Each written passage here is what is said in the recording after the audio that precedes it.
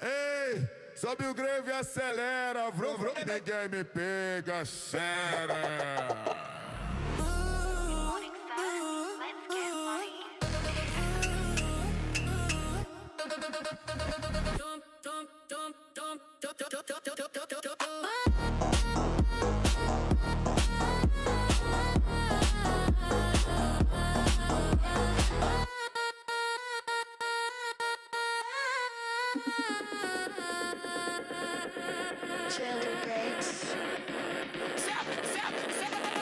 No one can catch me.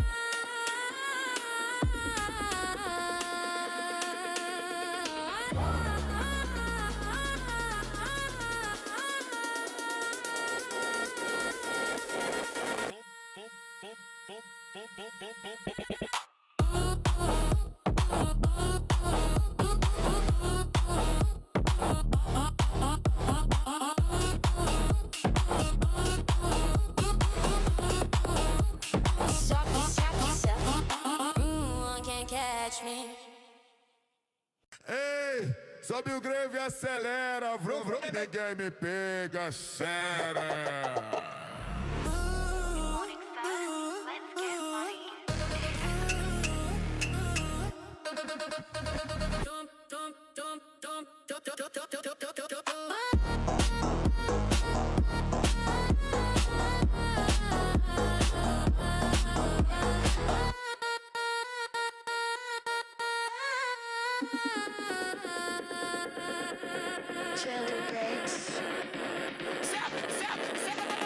No one can catch me.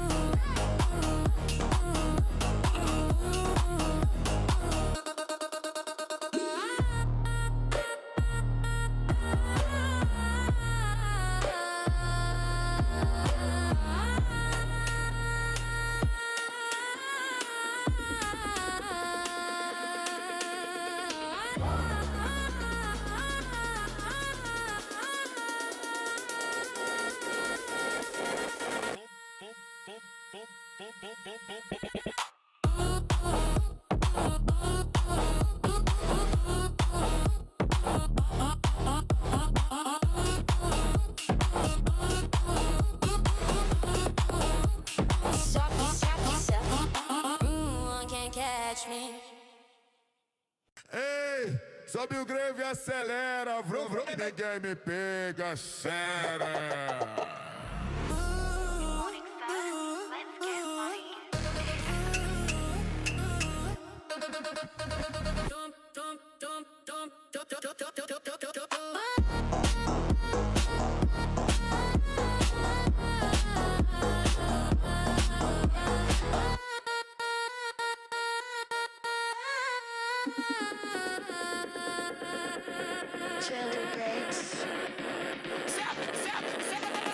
No one can catch me.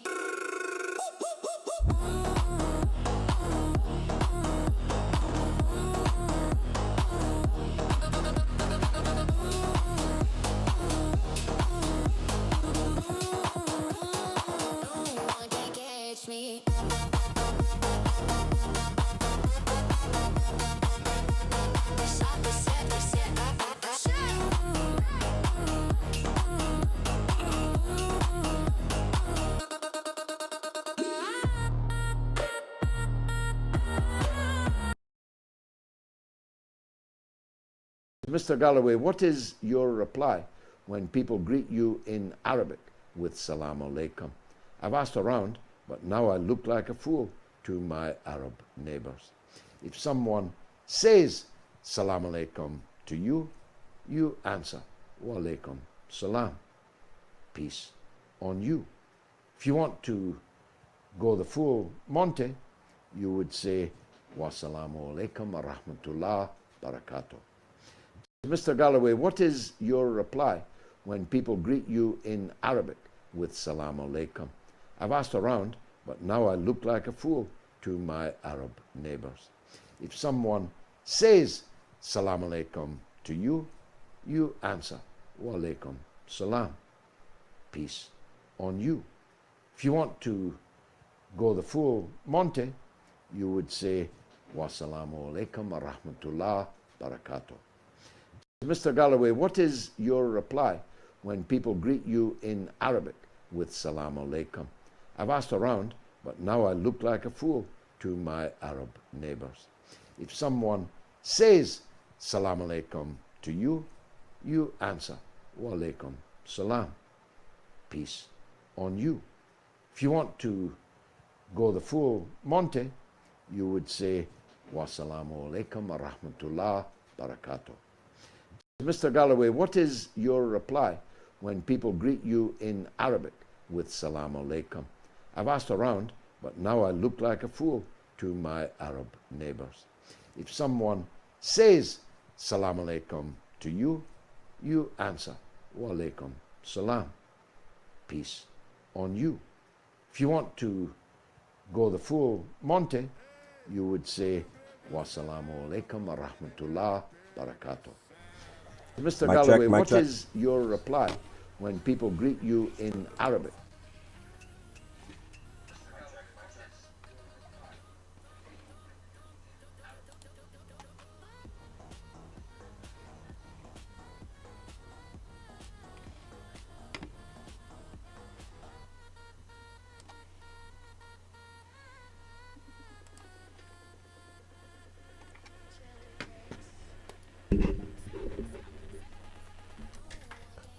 Testing, testing. Wassalamualaikum warahmatullah barakatuh. Hold on 1 second.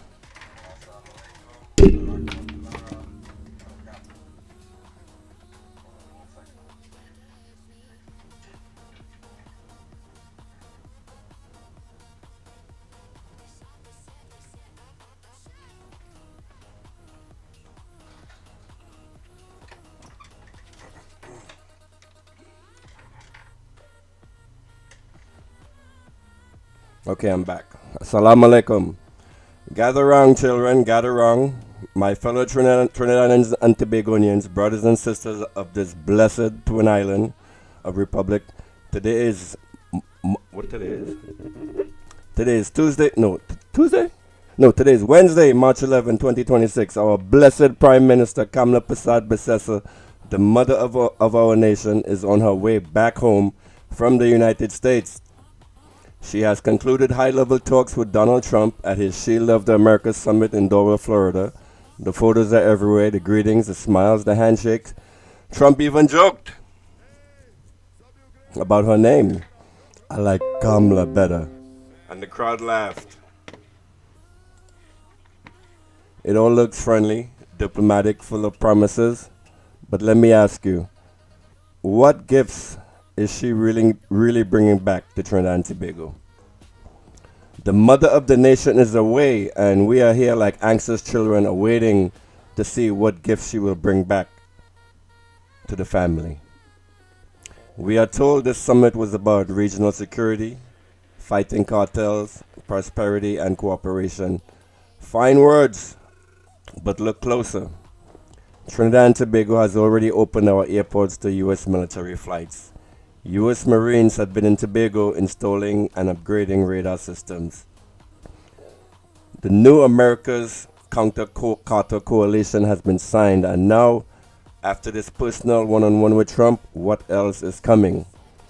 I suspect one of the biggest gifts is a military base, or at the very least, permanent expanded U.S. military footprint on our soil. They won't call it a base outright yet. They will call it logistical support, personnel rotations, supply replenishment, or a counter-narcotics operation. But make no mistake, once the troops and hardware arrive in great numbers, they will not leave easily. Look at what is happening right now, to every base in the Middle East right now, March 2026. The region is in flames. Every military base has been hit by Iran. Kuwait is completely destroyed and evacuated. I guess now that they're down bases in the Middle East, they need somewhere else to set up, right? Operation Epic Fury, also known as Operation Epstein Fury by the common folk, me and you, has escalated into open conflict. Iranian missiles and drones have struck allyuh in Qatar, Al-Dhafra in the United Arab Emirates, the Fifth Fleet in Bahrain, Camp, Arifijan in Kuwait, Ain al-Assad in Iraq. Service members are killed, facilities damaged, radar sites destroyed. The Gulf states that hosted these bases for decades are now reviewing contracts, invoking force majeure, and questioning whether American protection is worth the target on their backs. Some reports even say U.S. personnel have fled the sites completely. And these are not distant stories. These are warnings. We are a small nation of 1.4 million people. We have no desire to be drawn into great power conflicts. We have our own challenges. The crime, economy, energy prices, the cost of living. Yet here we are, inching closer to becoming a forward operation location in someone else's strategy. Perhaps against Venezuela, perhaps against the cartels, but likely not. Perhaps against broader threats in this hemisphere. I warned about this in my first live broadcast months ago. And actually that is why I'm on now, because I want to replay that broadcast for you guys. It's like I'm freaking the Trini Nostradamus here. I said military occupation does not always come with tanks rolling down the highway. It comes quietly. A radar here, flights there, support officers, joint exercises that never end. And before you know it, our sovereignty is compromised, our neutrality eroded, our people put at risk. Kamla may return with promises of investments, security aid, energy deals, but at what price? Will Chagaramas or Piako become staging points? Will Tobago host more radar upgrades? Will our young men and women be caught in the crossfire of decisions made in Washington and Doral? This is not about politics or party. This is about Trinidad and Tobago first. We must demand transparency. We must ask what exactly was agreed in that one-on-one meeting. Are there secret protocols for U.S. military expansion? How does this align with our Constitution and our non-aligned tradition? The Prime Minister owes us answers, not photo ops and jokes. Let us welcome her home with open eyes, but not blind applause. Let us celebrate diplomacy when it truly benefits our people, but let us never sell our independence for a handshake. Trinidad and Tobago is ours, not a pawn in anyone's game. Thank you. And now I want to show you guys this broadcast that I did a few months ago. All right. Rebroadcast panel.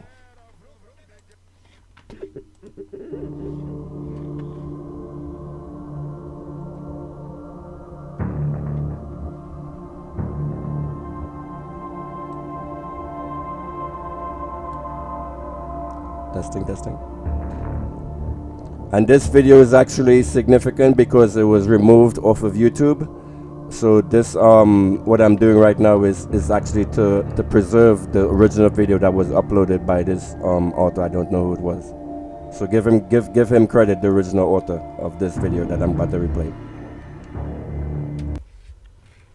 Okay, I'm back. Hopefully this time I have my voice back. Alright. This section I want to speak about occupation in Trinidad. In 1941, in the 1940s, Trinidad was actually occupied by the United States military. And I want to talk about that forbidden past. So here we go. This is like a little speech that I wrote out for you guys for this monologue.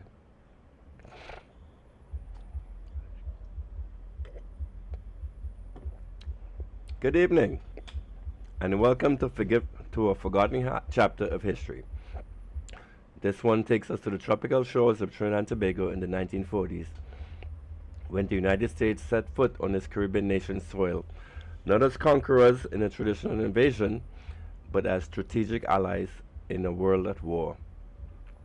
This is the story of Wallerfield, a massive U.S. airbase, and the shadow it cast over Trinidadian lives, complete with suspicion, surveillance, and the spectre of covert operations. Let's dive in. It's 1940. World War II is tearing the globe apart.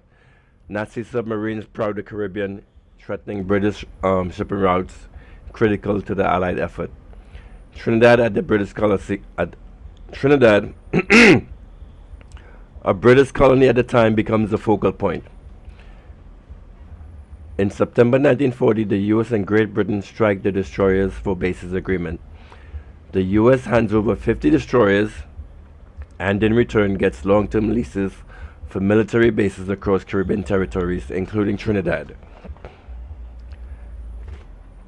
So let's play this video.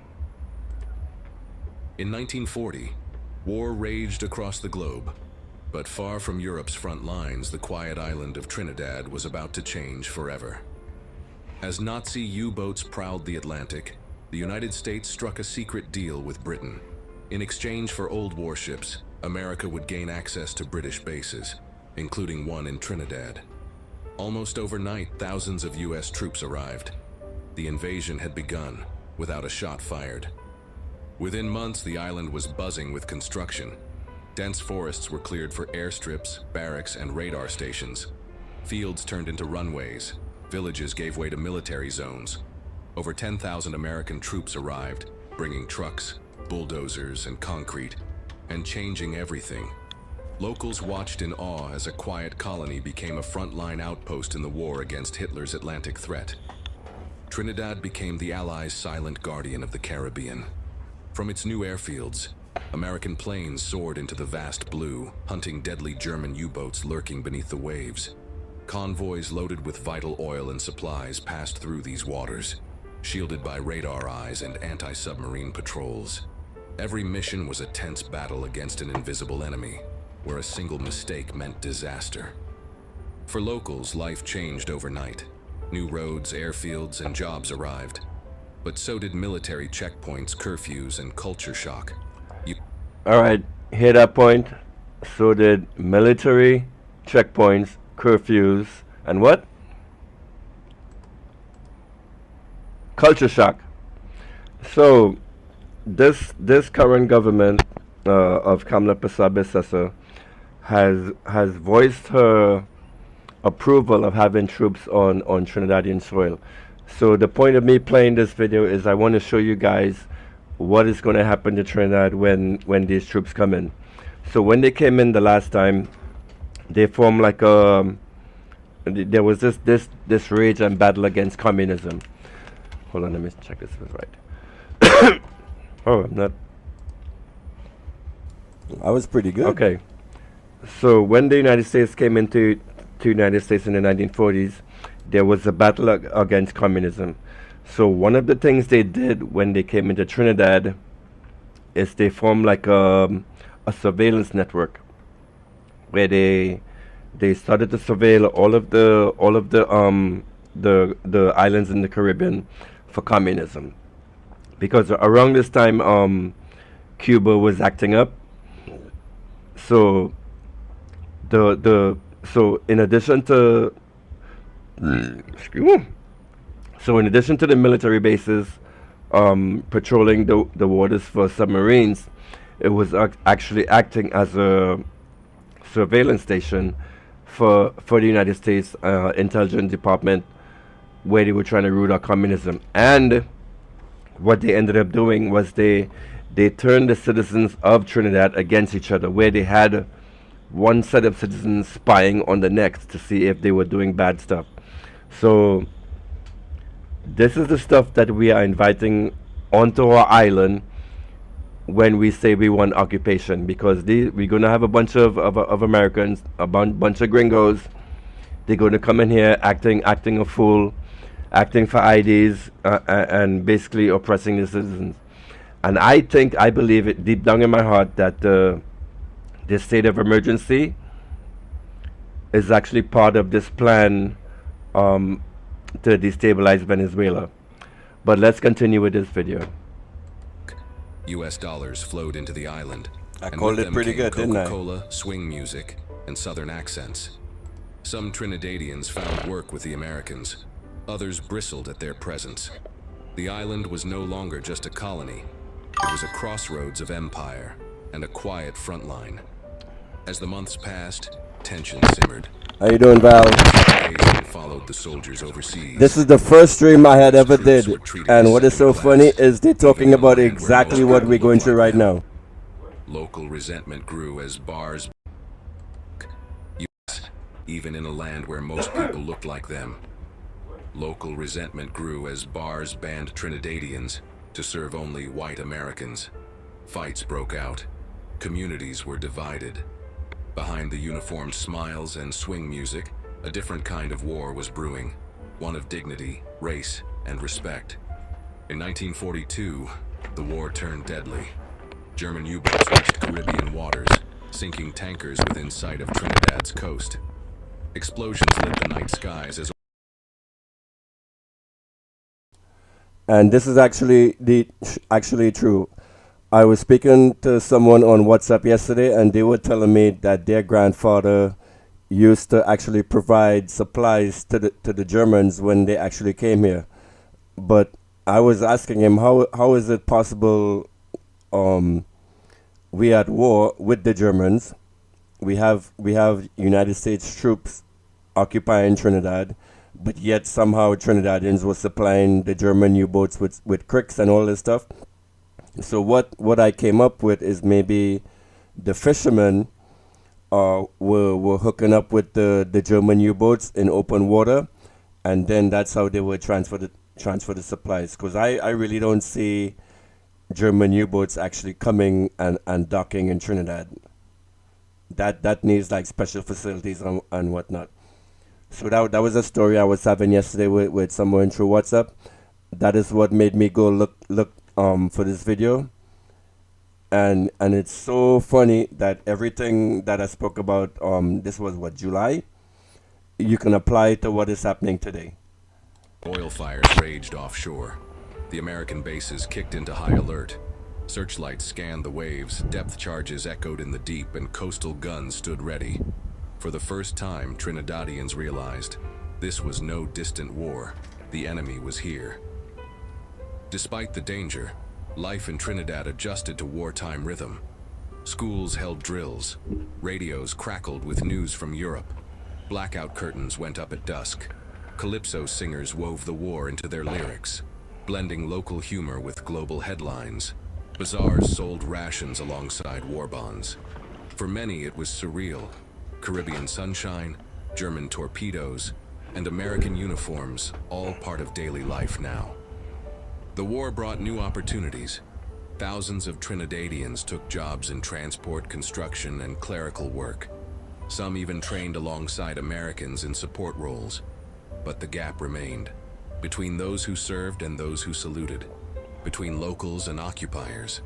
As the war dragged on, many began asking, after all this sacrifice, what would change? Would the Americans leave? And what would Trinidad be when they did? By 1945, victory was near. The bases in Trinidad had served their purpose. Patrols were fewer, uniforms faded, and ships sailed home. But the island had changed. Roads, airfields, and a new political awareness remained. For many Trinidadians, the war had opened their eyes. If they could build bases, fuel fleets, and defend the Caribbean, why not govern themselves? The Americans packed up and left, but the impact remained. Roads they carved still shaped cities. The memories of tension, opportunity, and resistance lingered in families. Trinidad had stared down submarines, housed superpowers, and been drawn into the heart of a global war. But out of occupation came awakening. A quiet fire had been lit, and it would burn all the way to independence.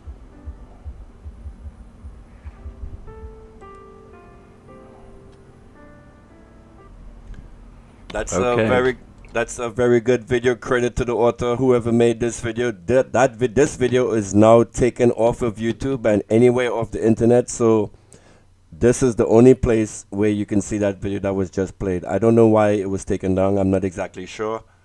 But it's disturbing. So what I did yesterday is I started actually researching the claims that were made in this video, and it seemed what happened in the past is German U-boats were in Caribbean waters sinking cargo vessels and tankers, etc., etc.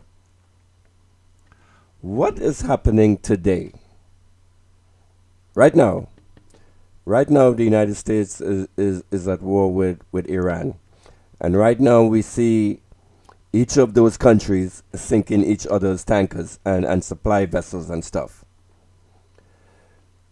Is what is being done right now preparation for future escalation, where maybe the United States might be thinking they might try to bring that kind of... Hang on 1 second. Let me play the video.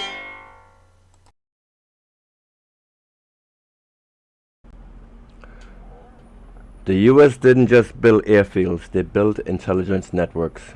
Covert operations took root, though details remain scarce, shrouded in secrecy typical of wartime. The FBI and later the CIA had a presence in the region, monitoring political groups, trade unions, and anyone deemed too radical. So you heard that statement I just made. The FBI and later the CIA had a presence in the region, monitoring political groups, trade unions, and anyone deemed too radical. So let's look at what's happening in Trinidad today. Trinidad has this state of emergency. They instituted this state of emergency a few months ago, right? And the reason for them giving this was a couple members of the parliament are under threat. So because of that, because a few individuals are under threat from individuals that are in a confined system, the entire country must now lose all of their constitutional rights. So now Trinidadians are susceptible to arrest. So you can detain a Trini anywhere, anytime, for anything. Detain them for as long as you want. All of your emails are under surveillance. All of your text messages are under surveillance. All of your communications are under surveillance. And what I believe, don't sue me, what I believe that's been happening is, this whole state of emergency that's happening in Trinidad is a farce for this coming invasion in Venezuela. So in order for Trinidad to land troops on our soil, they will have to get an assessment of the population. Like, are we going to go for it or are we not going to go for it?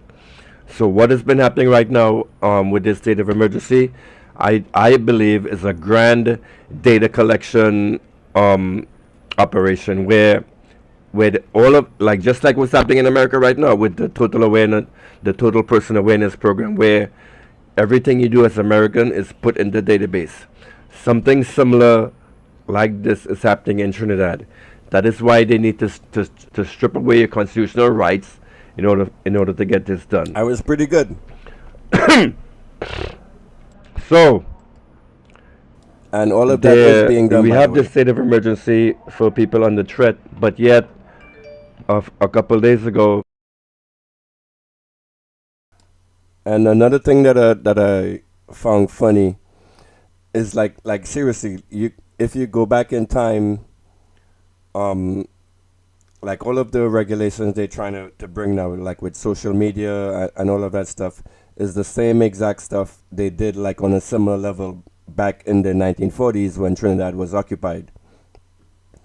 It's some really we live in interesting times, and I didn't really want to get into like a whole video presentation about this Iran war and Trinidad support for it. I was totally aghasted when oh, maybe I should play this. You know what? After this video, I want to talk about Senator Naked. His response. He's a Muslim in the Trinidad and Tobago government, and he's going along with what is happening right now. some of the members that were under threat were seen at a cricket match enjoying themselves with no protection.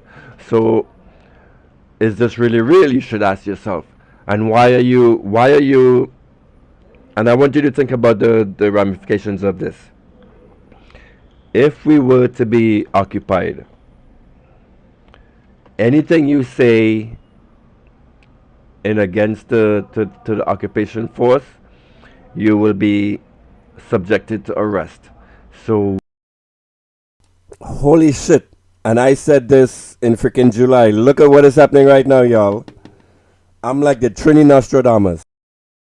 while you might be while you the country is giving this impression that this is it's the fight crime, it's the protect our MPs, but then again, why do you have to suppress the entire country, to strip away the rights of the entire country to protect 4 or 5 individuals? And why are Trinidadians actually subjecting themselves to this nonsense? Okay, let me clear my throat. Okay, let me continue with this speech. The FBI and later the CIA had a presence in the region, monitoring political groups, trade unions, and anyone deemed too radical. Were there Soviet agents in Trinidad? Yes, there were. Probably not, but the US wasn't taking chances. They established surveillance systems, tapped local informants, and kept tabs on labor leaders and activists, fearing any hint of red influence that could disrupt their strategic foothold. This wasn't unique to Trinidad. Similar operations unfolded across Latin America and the Caribbean, from Guatemala to Cuba, as the US honed its playbook for countering communism. For Trinidadians, this meant living under a microscope. A worker organizing a strike might be flagged as a potential subversive. A community leader speaking out against colonial rule could be mistaken for a communist sympathizer. Why am I losing my voice? This is horrible. I can't speak. So US troops, many young and far from home, were trained to see threats everywhere. Their questions weren't always polite, and their gaze carried the weight of a superpower flexing its muscle in a region it saw as its backyard, thanks to the Monroe Doctrine's long shadow, which is another thing that I would like to speak about, this Monroe Doctrine. The Monroe Doctrine is a policy by the United States where they deem the Caribbean and the West Indies to be their backyard. So they can do anything, and they have supreme control over over this region. And one of the beautiful things about Venezuela is showing the world that this no longer applies. The United States is no longer a hegemony. We now live in a multipolar world where Fail on Venezuela. Fail on Venezuela. And it's time to come together as a planet and cooperate instead of having these Venezuela is such a disappointment all the time. All right, let me go drink some water or some honey and come right back. I'm still getting this. I'm still getting the this is my first time doing this, so you can see like I'm trying the transitions and everything. So hopefully in time I'll get a little more fluid with this. Let me go drink some water. Hang on a sec.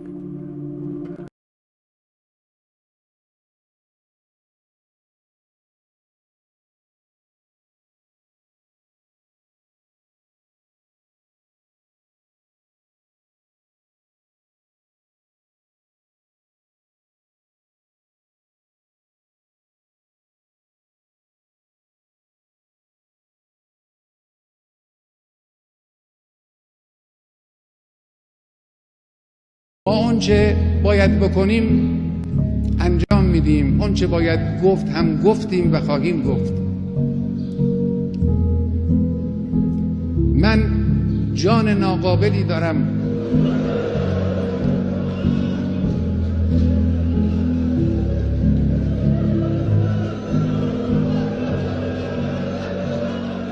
جسم ناقصی دارم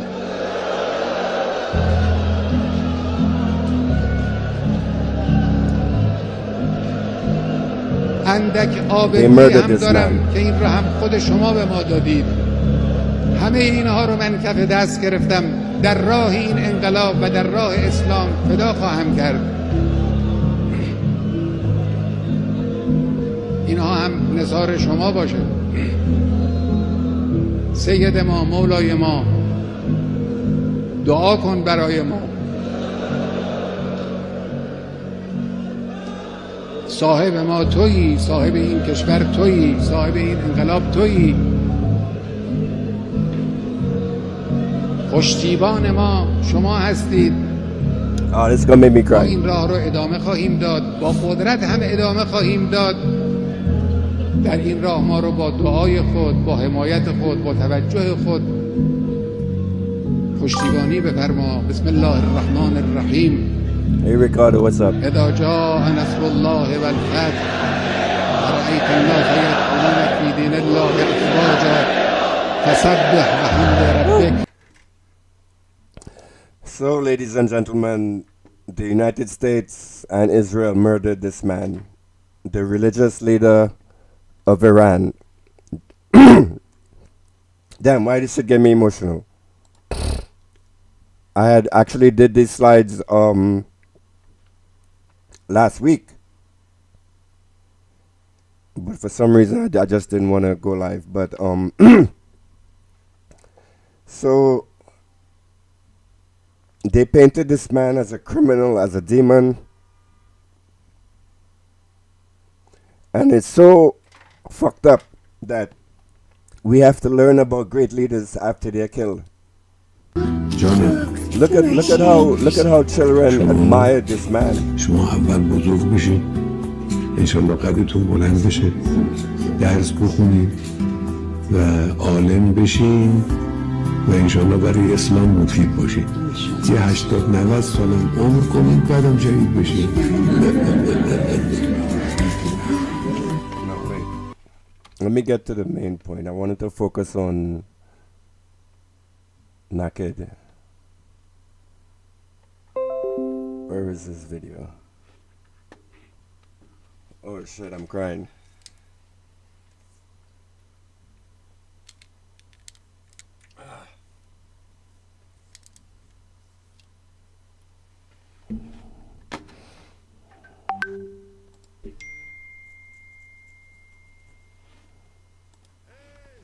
Hang on, let me look for this video.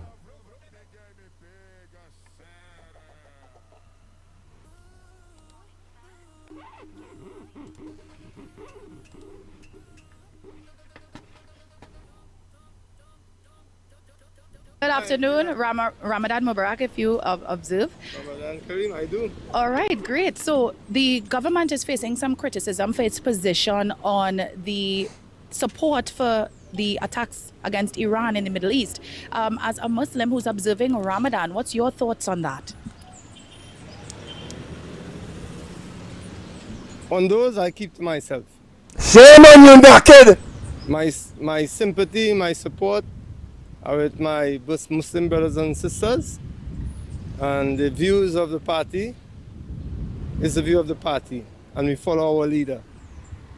But my views on those are with the Islamic resistance, and that's my comment. And you know, Shame on you, Senator Naked. Shame on you. the young girls. This got me so angry How did you watching feel when this you saw man. that? Very sad. As I feel as when any innocent lives are lost, I felt very sad. I still do, as my family is out on that side of the world. So I feel very, very sad at this what has happened. But those are my private views, and that's my comment. Do you ever think that there's a duty on your Senator Naked, you are not a private citizen. You are in a position to set policy, to set guidance, to set resistance, opposition. How are you going to call yourself a Muslim, a man of faith, and you see atrocities being committed and you support this?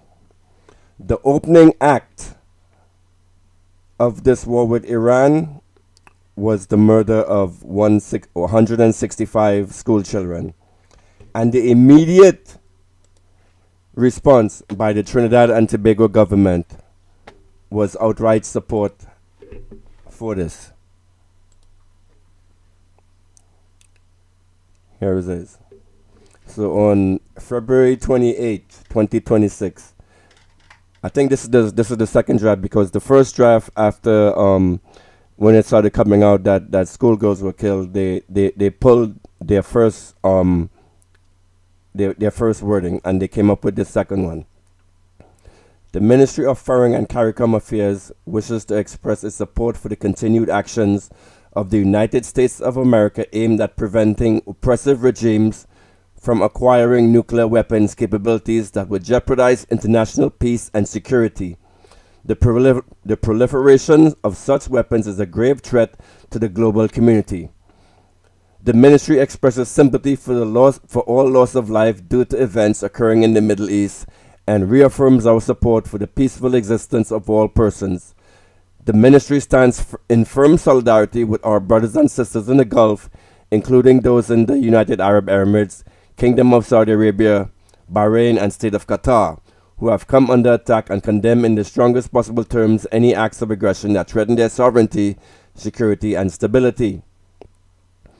The safety and security of Trinidad and Tobago nationals in affected countries remain a paramount priority for the Ministry of Foreign and CARICOM Affairs. What did they do, people, actually?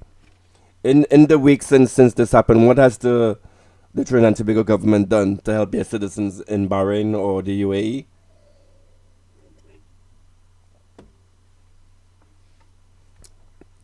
In light of reports of missile attacks in several locations, all nationals in impacted areas are strongly urged to shelter in place and adhere strictly to the guidance of local authorities.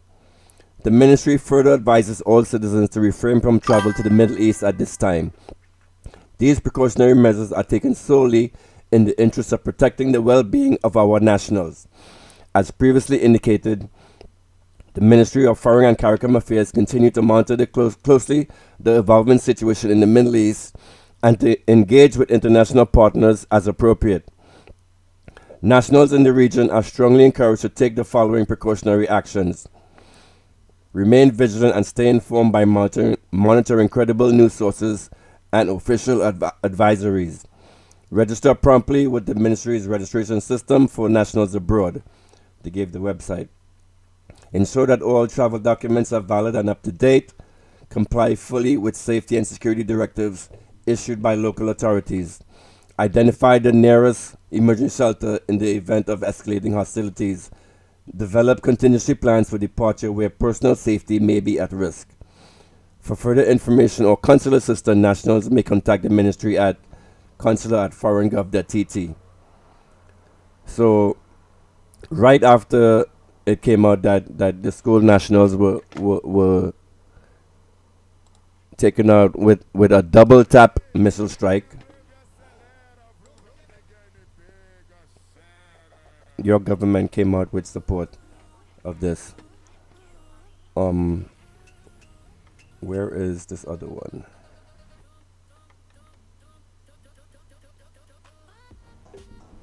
And also there's this other guy. Let me see if I can find this video with the other Muslim in government.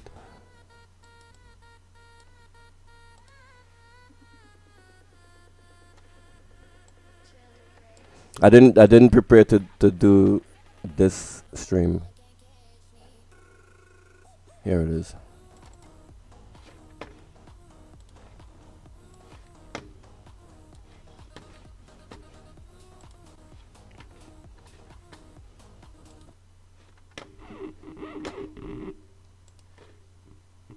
And as a Muslim yourself, how do you feel about this US-Israel war waging against Iran? So, as I said, my heart and my prayer are with all of the Muslims throughout the world that are oppressed, my brothers and sisters all over the world. In fact, I would have spoken out on several matters in the past about what took place in Palestine, our brothers very in Gaza. dangerous times. I just hope that this entire situation can end in peace. We're in a very holy, auspicious period of Ramadan, and I pray for peace throughout the world. As I said, my view may not change the outcome of the war, but my prayer certainly can somewhat impact all of us collectively with the suffering that is taking place in the world. And as a Muslim yourself, how do you... So this useless Muslim offers his thoughts and prayers instead of speaking out in opposition, instead of speaking out in vehement support, because I don't know if you guys know, a fatwa was issued where all the Muslims worldwide are supposed to follow this command. He should be terribly ashamed of himself. The both of them, this guy and Senator Naked. Naked made me cry. And then again, it kind of showed some insight as to what is going on within the UNC, because he said he made his views clear to Kamla. And I could see Naked behind closed doors cussing and arguing and fighting for his people. But he is still handcuffed when he has to speak in public. That's still shame. Shame on you, my Muslim brothers. Shame on what is this guy name? I forget his name. I just saw this video with this dude yesterday. And as a Muslim yourself, how do you feel about this US-Israel war waging against Iran? So, as I said, my heart and my prayer are with all of the Muslims throughout the world that are oppressed. My Saddam brothers Hussein, and sisters yes. all over the world. In fact, I would have spoken out on several matters in the past about what took place in Palestine, our brothers in Gaza. I just hope that this entire situation can end in peace. We're in a very holy, auspicious period of Ramadan, and I pray for peace throughout the world. As I said, my view may not change the outcome of the war, but my prayer certainly can somewhat impact Thoughts and prayers. all of us collectively with the suffering that is taking place in the world. A dirty, nasty, disgusting politician. Thoughts and prayers to your brothers and sisters in Iran, when you are in a position to actually, where your voice matters, where you can actually make some change. Sell out Muslims. What else? And I don't know. I didn't even want to do this, but I'll fuck it. Let's do this. So Kamla has to send out her patongs to make sure that the people are doing and saying and thinking the right things. Here's one live patong right here. I'm sorry I'm a little late in bringing this story to y'all. And just watching this and knowing that this man knows better, knowing that he's a smarter person, it just got me sick to my stomach listening to this stuff. Listen to this.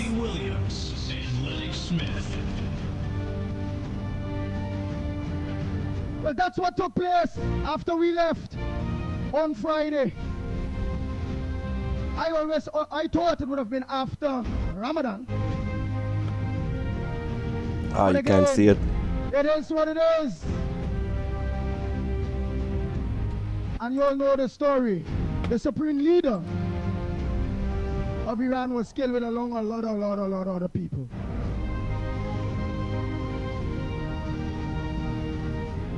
So that's why I'll just enforce again. Trinidad and Tobago is on the right side of history. Trinidad and Tobago is on the right side of history, guys. Do you guys think that? Do you guys ever wonder when you look at the news at everything that's happening right now, and you think back to World War II, and you think back to this man with the funny mustache? Do you think at some point in this World War III, when history is written, that the United States and Israel would be painted as the new set of Nazis? You ever wonder that when you see the United States bombing hospitals, when you see the United States bombing schools, and your government is supporting that, do you think you are on the right side of history? Or do you think in history people will label you as Nazis? America is dead? Or are you trying to say America is dead, Val? When history is written, the United States will be like the Fifth Reich, the Fourth Reich. And Kamla, persad, Bissessar, your government is hand in toe with them. When we grew up as kids and we learned about the Holocaust, didn't we always like have to remember they used to give us these thought questions that if you can go back in time and stop Hitler when he was a baby, would you do it? You know, isn't it funny? But right now we are living in the time of the Fourth Reich, and we have people like this who know better and are still going and tacitly supporting this. And what is even worse, this man has a platform, has a microphone, and he has to spread this poison onto the people to support evil, to support the United States. Powerful ally with United States of America. Shame. What happened?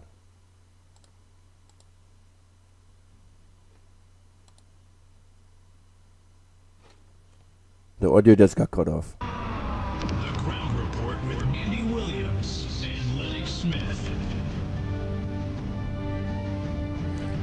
Well, that's What's going on with the Muslims in Trinidad? On Friday, I thought it would have been after Ram.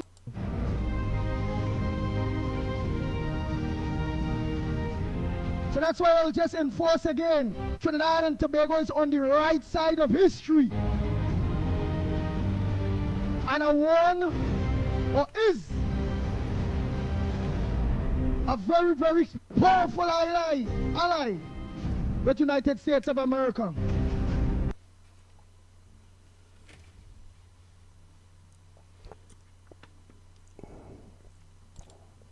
The audio got cut off? But anyway, because, here it is. What goes on out there will affect us in Trinidad and Tobago accordingly, especially when it's coming to trade and the stability, financial stability of the world, because they say 20% of the 20% of the oil passes through that the stream, the narrow stream. Listen to this jackass. So let's see how that goes. A lick bottom Trinidadian who you people follow. When it comes to the state of social media in Trinidad, you guys like are lacking streamers with intelligence who can actually deliver thoughtful and intelligent analysis of global affairs. It is disgusting from each and every one of them. You guys need to like and share this stream. You all need to make me become the biggest and the smartest one out there. Because if this is what you guys have for streamers in Trinidad, you guys are fucked. Where people hullabalooing over the road. Hold on, I'll be right back. Let me get something to drink. But that raider in Tobago that was told to us by the Prime Minister of the Republic of Trinidad and Tobago is raking in all here, raking in to help we with medicine, to help we fix the roads, to help pay teachers, police, doctors, lawyers. That raider in Tobago is raking in an awesome $3 million US a day. Bang, bang, bang.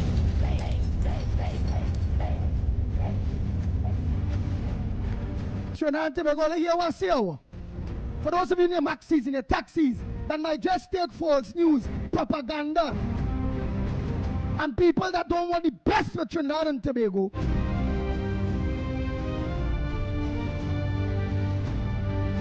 The raider in Tobago is raking in $3 million US a day for our country. That's almost 20 million TT dollars.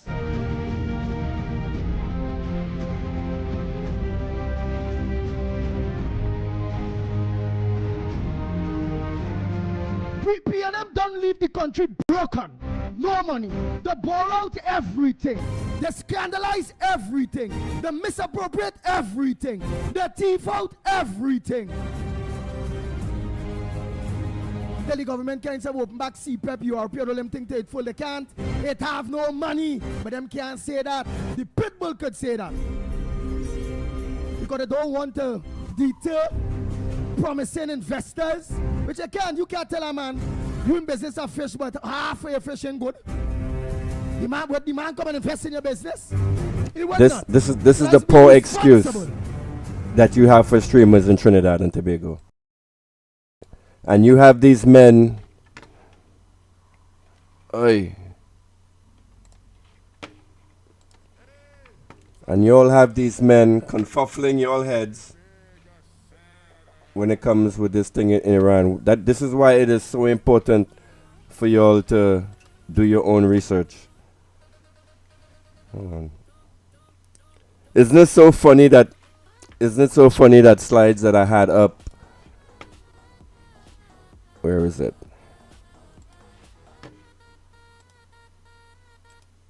Isn't it so funny that slides that I made months ago I can still reuse today? The state of the emergency is fake. It still is.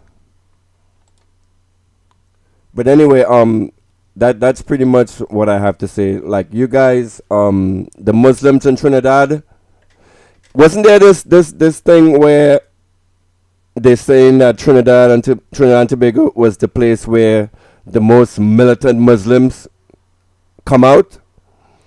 And we're so dangerous that Muslims from Trinidad end up in the Middle East. So where are the Muslims right now in Trinidad and Tobago? If you are a Muslim and you support the Ground Report, you are going to hell. The Ground Report is haram. You are now forbidden to listen to that radio program. The fatwa has been declared. We are now at war. You guys need to step up. What video is this? All right, I'm ready to just about get off. Let me play this last final slide for y'all.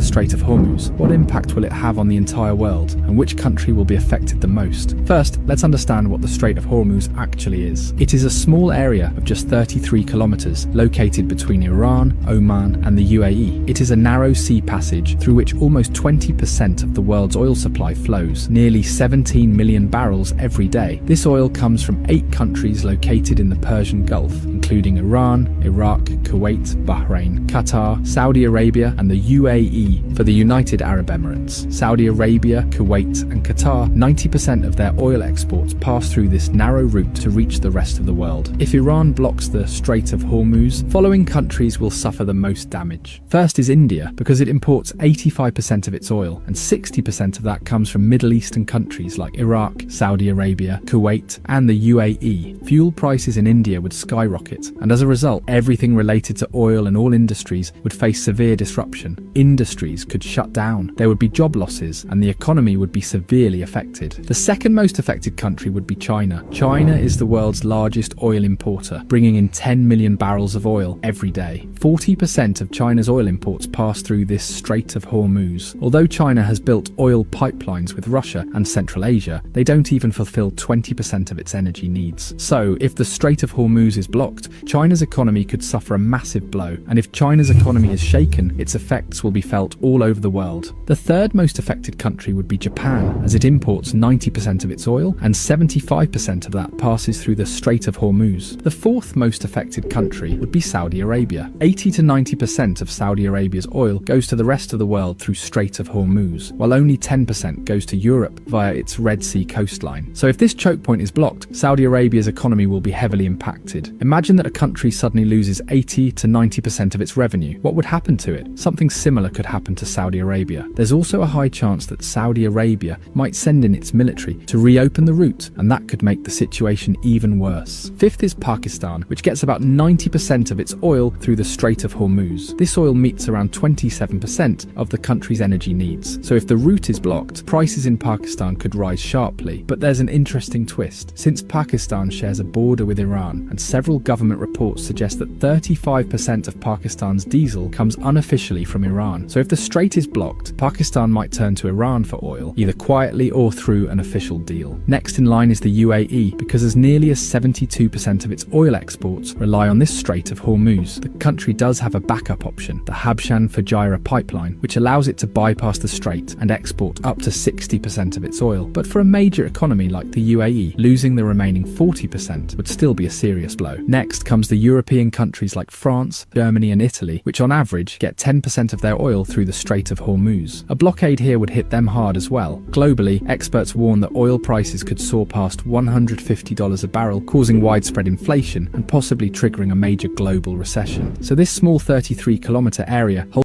holds enough power to shake the entire world.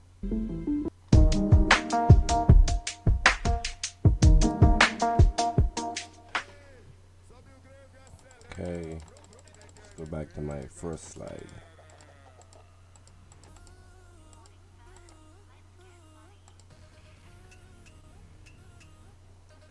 If you are ever to see a Muslim, hold on. If you are ever to see a Muslim person, you walk up to a Muslim person and you say Assalamu alaikum, you will automatically put a smile on their face. And over the years, I have grown to love my Muslim brothers and sisters.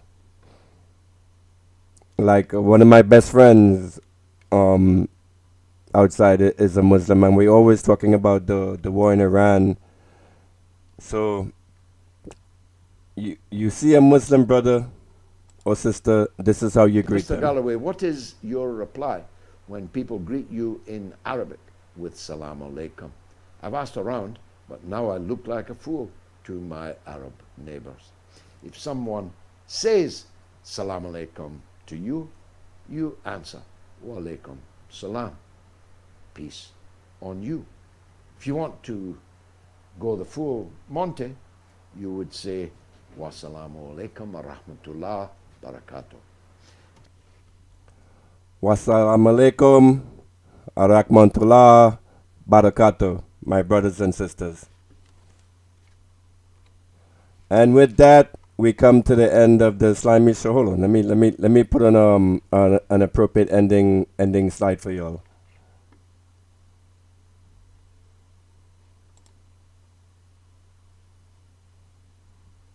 Oh, you know what?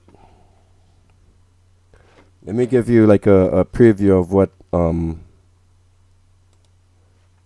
Let me give you all a preview of what I'm working on next.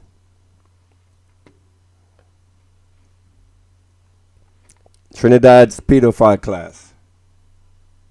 So with the Epstein files being out, the thought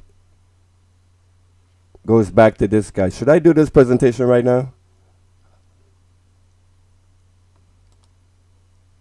Actually, you know what? No. Tune in later for this show. I'm gonna do a presentation on Trinidad and Tobago's PDF class, and we will compare how that we will compare and contrast how that goes with the Epstein list and all of the revelations of the Epstein list. So it is rumored with this thing with Akil Chambers that all right, when you go back to the Sabga report and the Justice Jones or Judy Jones report, whatever it's called, it was revealed that there's a class of men and women in Trinidad that prey on children. This seems to be something that the elites do among themselves a lot. And I'm gonna do a show where I suspect, and I put this on my head, that the rape and murder of Akil Chambers was recorded. And someone out there has this recording. Huh? So tune in next time, or sometime in the future, when I get my cojones together, where we speak about all these things on the Slimy Show and we name names. I'm still in the process of researching his story. For some strange reason, this man name keeps popping up. Mr. Kenneth Valley. So what we're going to do right here, and you guys have my WhatsApp, please feel free to send me tips. Okay? The Workers' Right 868 website is back up, and from there you can actually go in and send tips, because I want to do a big expose on the Trinidad PDF class, and I want it to bang. I want some bang for the buck. And in order for me to do that, I need a little more information. Right? So we're going to talk about all these people. You know, do you guys know this guy here? We're going to talk about him. We're going to talk about all this on the next show. This is one of the presentations that I'm currently doing for you guys. So like and subscribe. Right? If you enjoyed the content today, share it with a friend, and then that friend shares with another friend, and so on and so on and so on. Val Boeing, yes, America is dead. So why is your government siding with the new Fourth Reich? That's a question I want you, when you go to bed tonight, to ask yourself. So anyway, let me close off the presentation. I want you guys to go to sleep with the strength and vigor of this guy. I never did do this presentation for you all.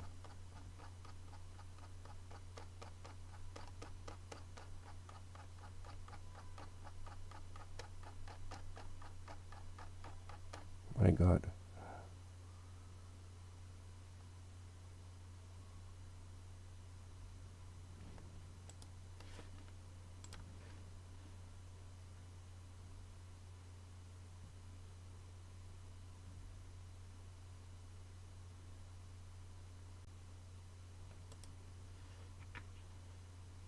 Fuck Israel all day, every day. Fuck Israel till my last breath. Fuck Israel till I'm in jail or I get shot. Fuck Israel. Fuck Zionism. Fuck you and fuck you. Fuck Israel. That's it, man. Fuck you, you colonial fucking settlers. Go fuck off back wherever you came from. You murdering psychopath colonizer motherfuckers. Fuck you. Fuck Israel. You will never accept Israel. Fuck you till the end of days. Fuck you. I have a platform, and I'm going to yell it as loud as possible. Fuck Israel. Fuck you.